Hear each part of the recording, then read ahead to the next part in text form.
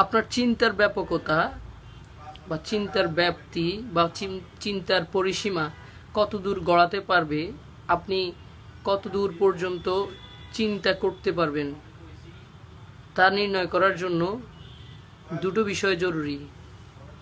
একটা হচ্ছে আপনার বিশ্বাস, আরেকটা হচ্ছে আপনার ভালোবাসা। অর্থাৎ আপনি যাকে বিশ্বাস করেন অবশ্যই তাকে ভালোবাসবেন। যদি আপনি যাকে বিশ্বাস করেন তাকে যদি ভালো না বাসেন, তাহলে হিপোক্রেসি বলে ধরে নেওয়া হবে, আপনি একজন হিপোক্রেটস। আর এই বিশ্বাস এবং ভালোবাসার মাধ্যমে আপনার চিন্তার পরিসীমা কিভাবে নির্ণয় করা যেতে পারে, এই বিষয়টা ব্যাখ্যা করার জন্য আরও দুটো বিষয় নিয়ে আলোচনা করব। সেই দুটো বিষয় হচ্ছে, একটা হচ্ছে আপনার রিলিজিয়াস থিঙ্কিং, আর একটা হচ্ছে পলিটিক্যাল থিঙ্কিং, অথবা religious philosophy and political philosophy. প্রথমত রিলিজিয়াস ফিলসফি নিয়ে কথা বলা যেতে পারে। রিলিজিয়াস ফিলসফি হলে, কথা প্রথমে যদি বলি, আপনি যদি একজন মুসলমান হন তাহলে কোরআন, হাদিস, ইজমা, কিয়াস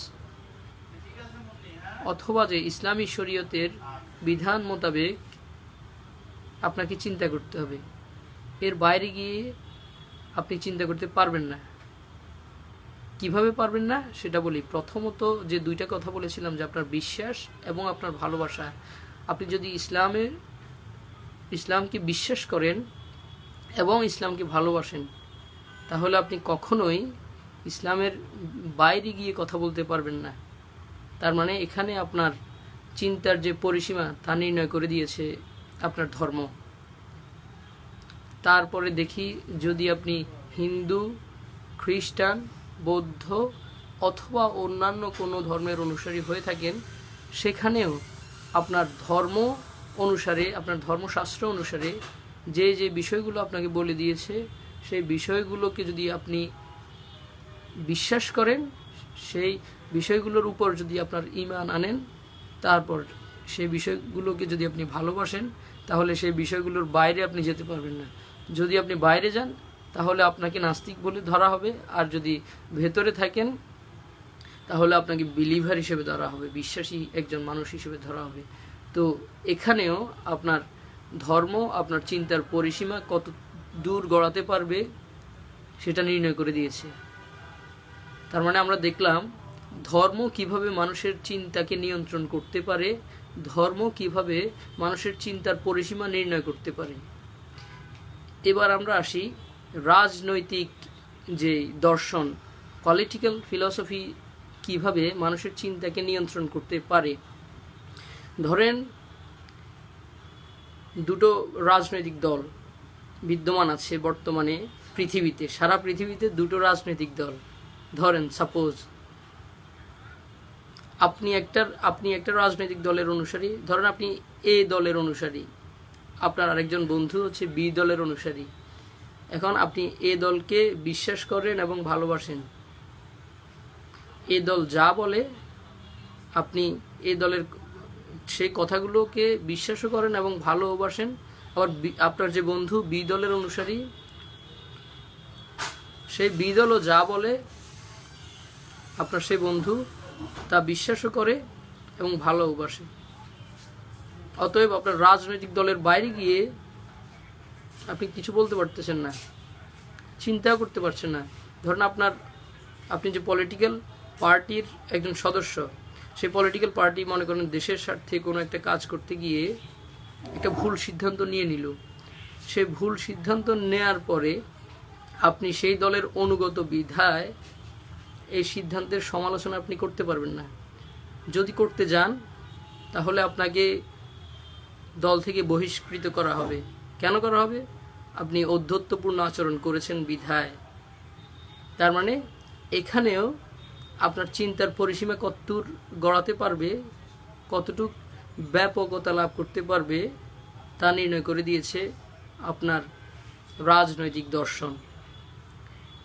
আবুল মনসুর আহমদের একটি গল্প পড়তে গিয়ে আমি সেদিন খুব হেসেছিলাম, যে আবার একটু চিন্তাও করেছিলাম। সেই গল্পটির নাম হচ্ছে লঙ্গরখানা। তো সেখানে একজন রাজনৈতিক কর্মী আরেকজন রাজনৈতিক কর্মীর কাছে এসে বলতেছে যে আমি তো হক সাহেব যখন মন্ত্রী ছিলেন আমি তখন আমার অনেক কন্ট্রাক্টর হিসেবে কাজ করতাম, আমার কম দামে অনেকগুলো এই প্রজেক্ট আমি হাতে নিয়েছিলাম এবং অনেক কম দামে কিনে অনেক দ্রব্য আমি মজুত করেছিলাম। এখন হক সাহেবের যখন মন্ত্রিত্ব চলে গেল তখন আমার এই কন্ট্রাক্টরই যে এই বিষয়টা এবং আমার যে মজুদ যে পণ্যগুলো যে মজুদ করেছিলাম সেই বিষয়গুলো নিয়ে আমি এখন বিপদে পড়ে গেলাম।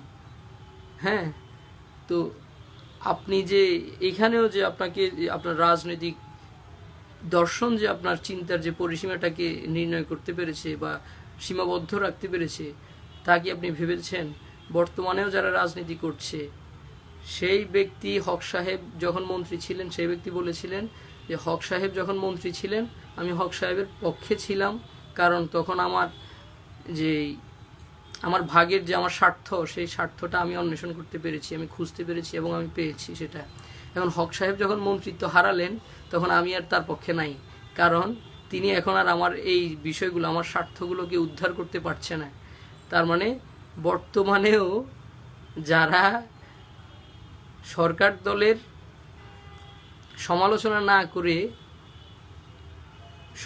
না করে হিপোক্রেসি করছে, আমি আপনার দলে, আমি আপনাকে জান প্রাণ দিয়ে ভালোবাসি, এগুলো যারা বলছে, তেলবাজি যারা করছে, তারাও যে যদি কখনো যার জন্ম হয় তার তো অবশ্যই মৃত্যু অবধারিত।